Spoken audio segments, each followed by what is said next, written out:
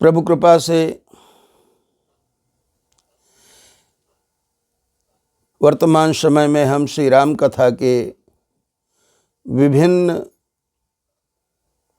अंशों का चिंतन अलग अलग भागों में कर रहे हैं। जैसा कि कल के वीडियो में संकेत किया गया था कि श्री राम नाम महिमा इतना व्यापक प्रसंग है, इस पे कई दिनों तक यदि चर्चा की जाए तो भी कम है। अतः ये श्री राम नाम महिमा वाला प्रकरण कम से कम 2 या 3 भाग में जाना था। आज दूसरा भाग है। कल आप श्रवण कर रहे थे, गिरा अर्थ जल बीच सम कहियत भिन्न न भिन्न, बंदों सीताराम पद जिन्हि परम प्रिय खिन्न।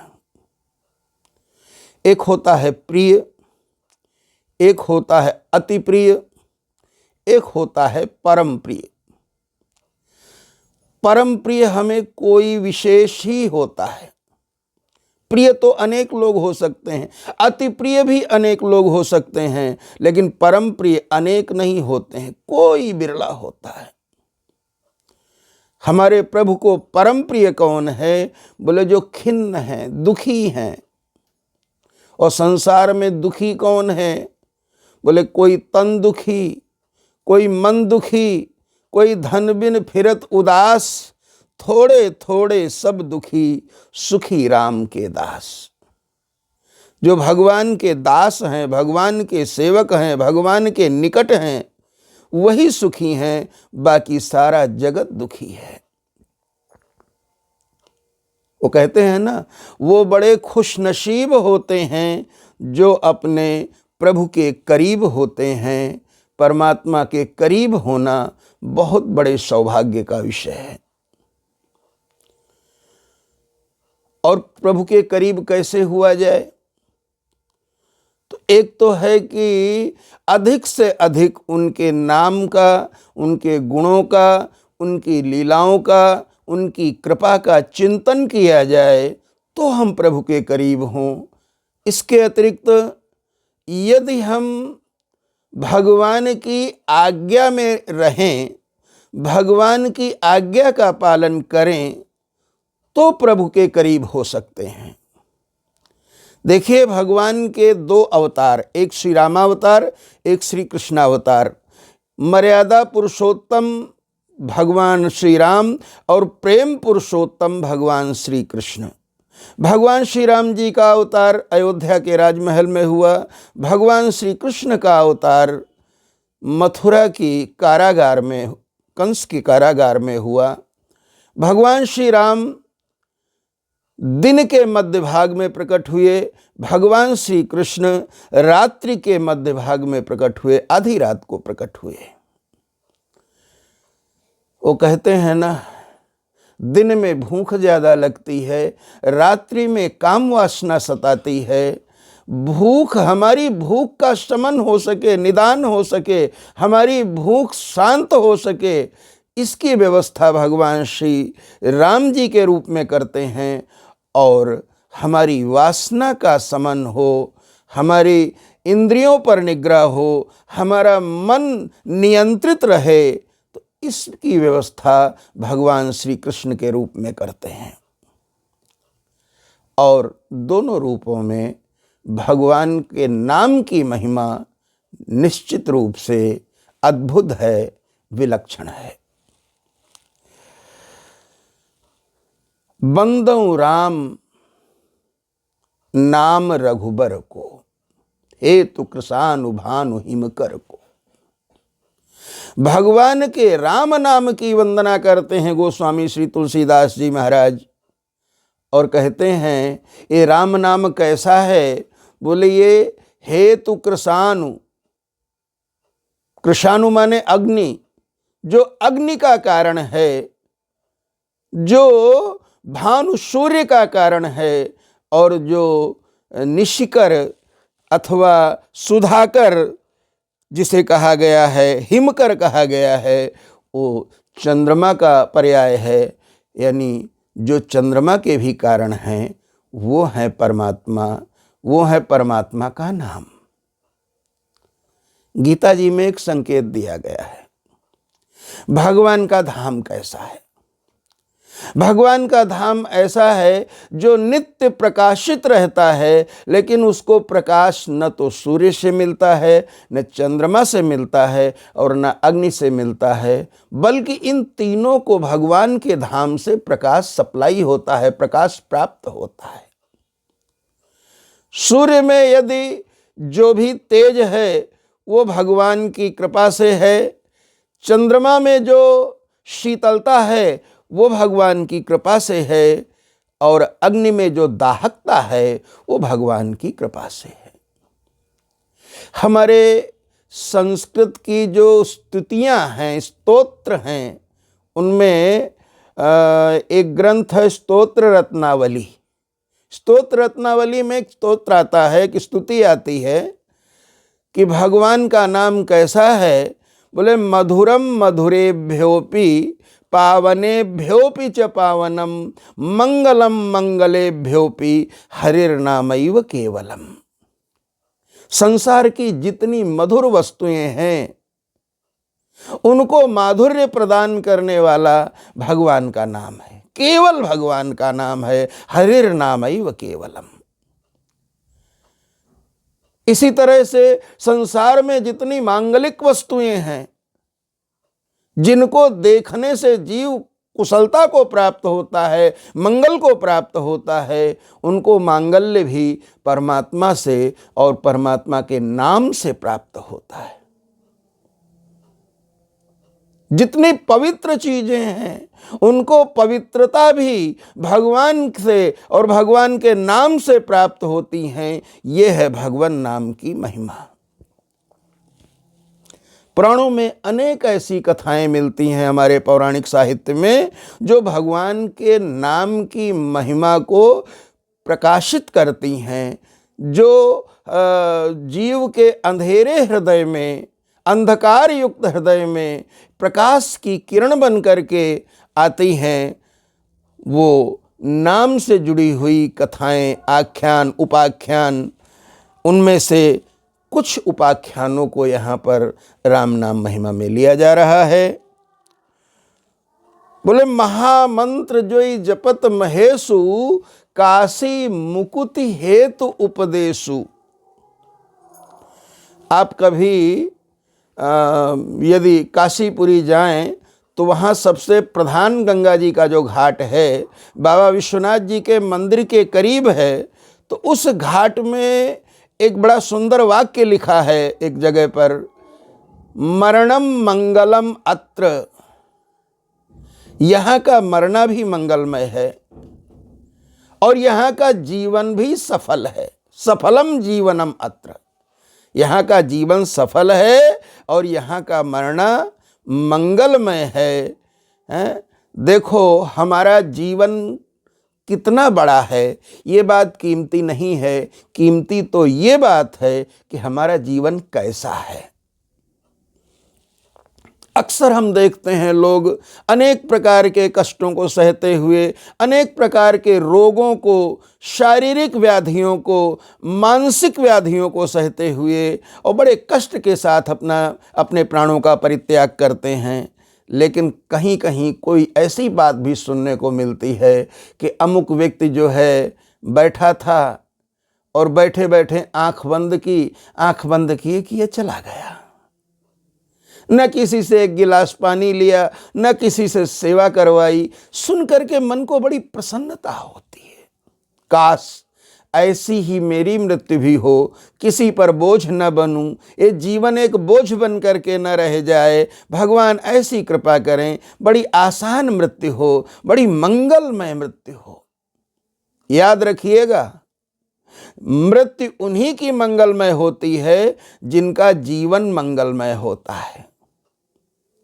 हमारे श्री रामचरितमानस जैसे पवित्र ग्रंथ में एक चौपाई के रूप में एक मंत्र आता है, जहाँ कहा गया है, मंगल भवन अमंगल हारी द्रवहु सो दशरथ अजिर बिहारी मंगल भवन। भगवान मंगल के भवन हैं। और एक बड़ी विलक्षण बात बताऊं आपको, गोस्वामी तुलसीदास जी के एक अन्य ग्रंथ विनय पत्रिका में कहा गया है, मंगल मूर्ति मारुति नंदन सकल अमंगल मूल निकंदन। हनुमान जी को मंगल मूर्ति कहा गया है और प्रभु श्री राम जी को मंगल भवन कहा गया है।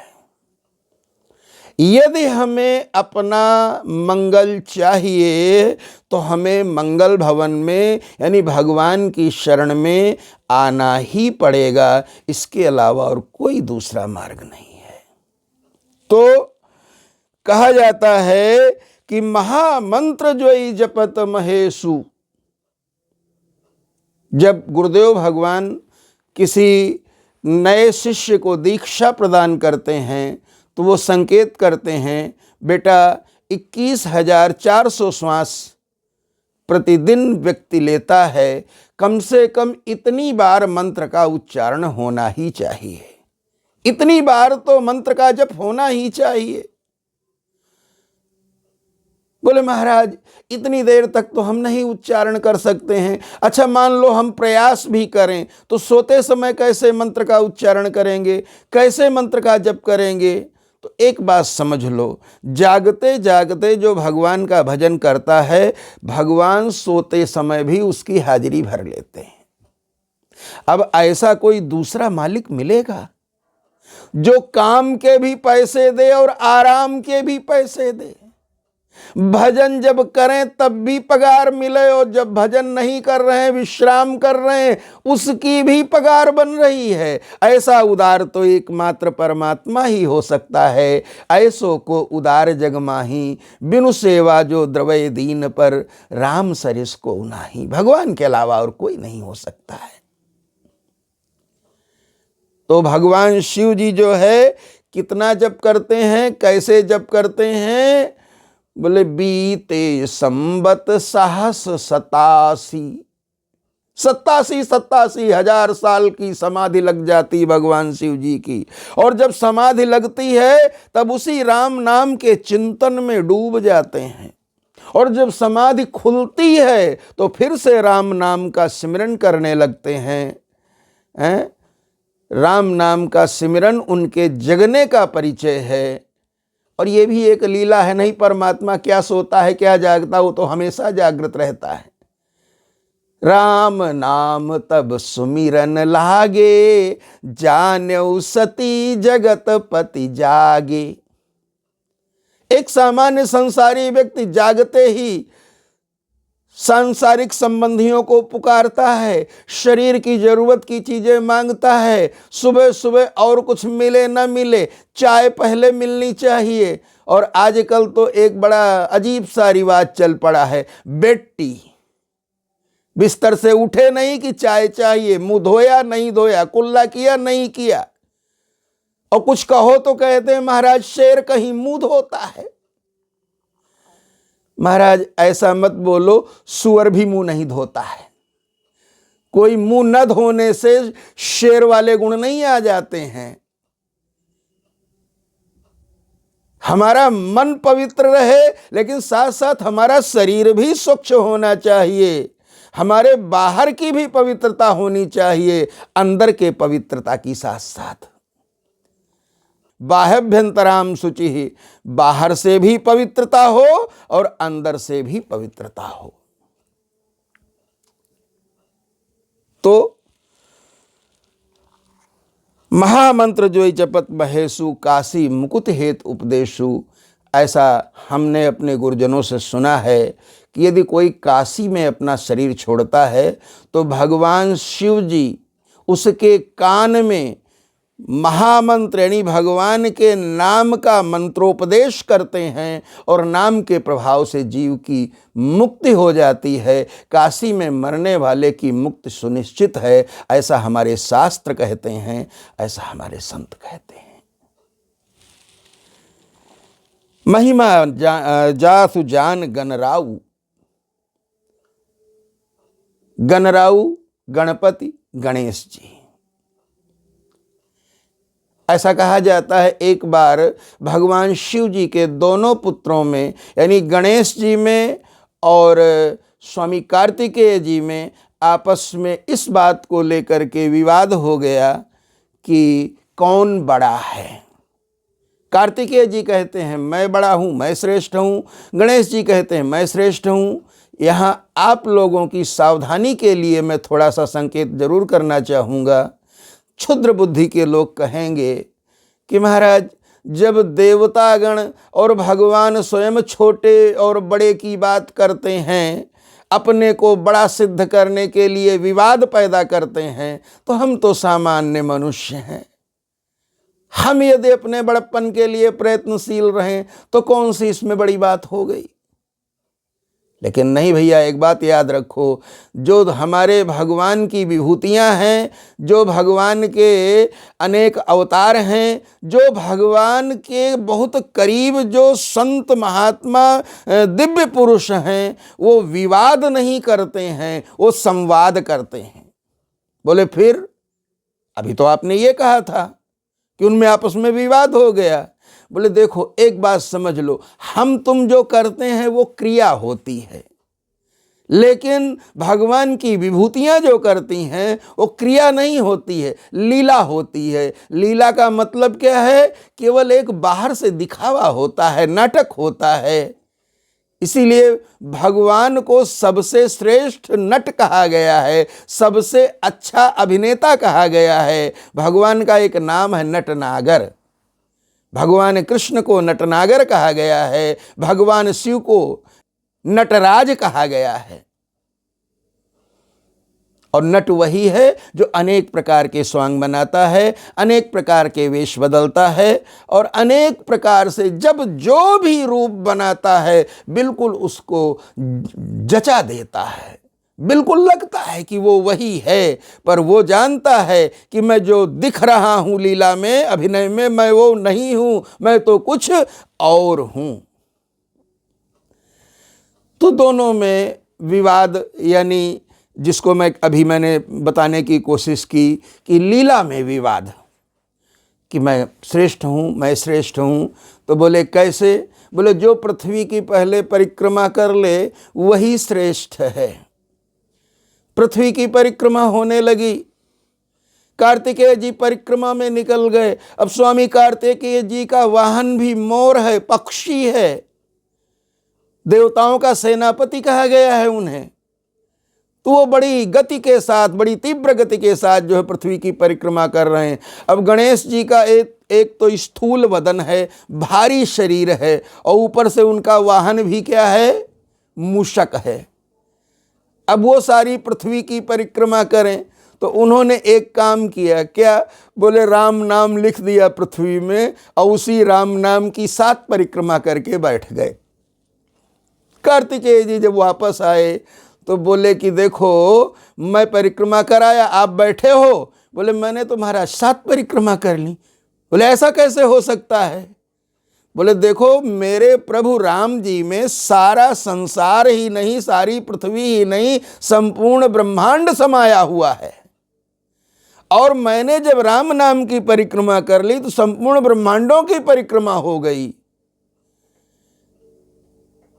एक पंचतंत्र में बात कही जाती है। पंचतंत्र संस्कृत साहित्य का वो ग्रंथ है जो बच्चों को अच्छी शिक्षाप्रद कहानियाँ सुनाता है, कहानियाँ बताता है, और हर कहानी के पीछे कोई न कोई शिक्षा होती है। तो उसमें कहा गया बुद्धि यस्य बलम तस्य, जान आदि कपि नाम प्रतापू। वाल्मीकि जी के बारे में कहा गया, उनको आदि कवि कहा गया है। बोले वो भगवान के नाम की महिमा को भली भांति जान लिए थे और उन्होंने राम राम न कह करके मरा मरा कहा। भय सिद्ध कर उल्टा जापू, उल्टा जप करके भी श्री वाल्मीकि जी जो है वो कवियों में श्रेष्ठ हो गए, ऋषियों में श्रेष्ठ हो गए, मानवों में श्रेष्ठ हो गए, और यहाँ तक कि उनको भगवान वाल्मीकि कहा जाने लगा। ये राम नाम की महिमा का प्रभाव है।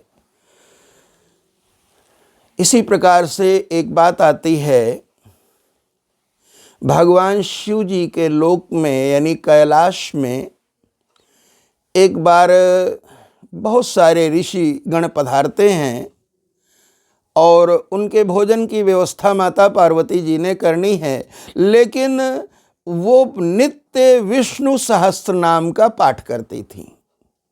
पहले वो पूजन करती थी, उसके बाद सहस्त्र नाम का पाठ करती थी और सारी क्रिया पूरी होने के बाद जो है, सारी पूजा पूरी होने के बाद फिर अन्य कार्य करती थी। उधर संत भूखे हैं, तो अब पाठ वो कैसे पूरा हो, जल्दी से जल्दी वो पाठ कैसे पूर्ण हो, तो बोले राम नाम में भगवान के अन्य सारे नाम समाये हुए हैं। और माता पार्वती जी ने राम नाम की एक माला करके और प्रणाम कर लिया और ये मान लिया हृदय से कि हमारा सहस्र नाम का पाठ पूरा हो गया। और भगवान शिव जी ने जब ये देखा तो उन्होंने अपनी धर्मपत्नी को संसार की सर्वश्रेष्ठ धर्मपत्नी सिद्ध कर दिया, इसका प्रमाण दिया, इसको प्रमाणित किया कि इनके जैसी धर्मपत्नी, इनके जैसी पतिव्रता, इनके जैसी साध्वी, इनके जैसी तपस्विनी संसार में कोई दूसरी नहीं है और न हो सकती है। आप लोगों ने यह भी सुना कि भगवान शिव जी ने कालकूट नामक विष का पान किया, समुद्र मंथन किया गया, देवताओं और दैत्यों के द्वारा संयुक्त रूप से समुद्र मंथन किया गया अमृत प्राप्ति के लिए, लेकिन सबसे पहले निकला क्या, बोले विष। जब भी हम कोई अच्छा कार्य करने लगते हैं तो उसमें विघ्नों का विष जरूर आता है, पर जो लोग विघ्न से घबरा जाते हैं, बाधाओं से विचलित हो जाते हैं, वो कभी भी सफलता को नहीं प्राप्त कर पाते। इसलिए कभी भी कितनी भी बाधाएं आए, सन्मार्ग से पैर पीछे नहीं हटाना चाहिए, ध्यान रहे। तो भगवान जब सबसे पहले विष निकला, अब विष को कौन पिए? ब्रह्मा जी ने भी मना कर दिया, भगवान नारायण ने भी विष पान करने से मना कर दिया। भूत भावन भगवान शिव जी को विष दिया गया, आप पी लीजिए।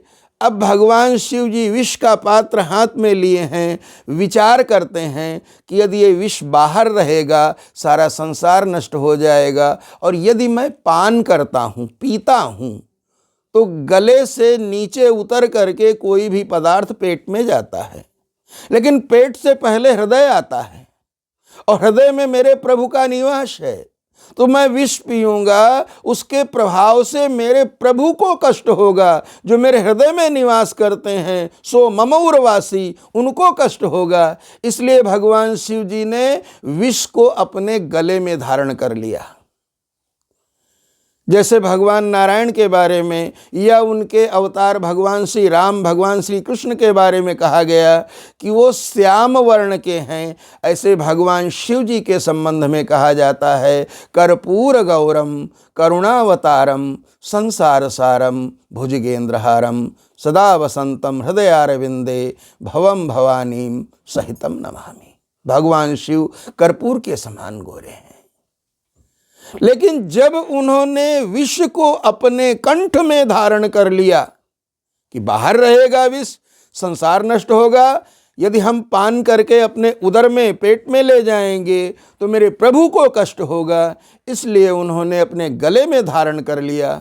बंधुओं, कहना तो बड़ा आसान है, अभी भोजन करते करते कोई अन्न का कण अथवा जल की कुछ बूंदें गले में कहीं फंस जाएं, श्वास नली में चली जाएं, तो खाया पिया बाहर आ जाता है, व्यक्ति बहुत परेशान हो जाता है, आंखों में आंसू आ जाते हैं और लगता है प्राण निकल जाएंगे।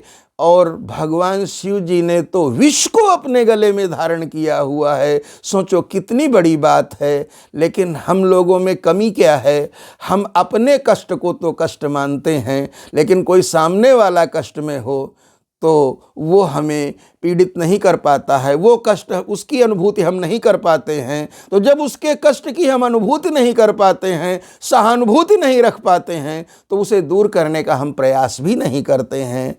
भगवान शिव जी ने संसार के कल्याण के लिए विषपान किया और उसका परिणाम ये हुआ कि भगवान शिव जी का एक नया नाम पड़ा, नीलकंठ भगवान। प्रेम से बोलिए श्री नीलकंठ भगवान की जय। देखिए, भगवान नाम की महिमा अनंत है।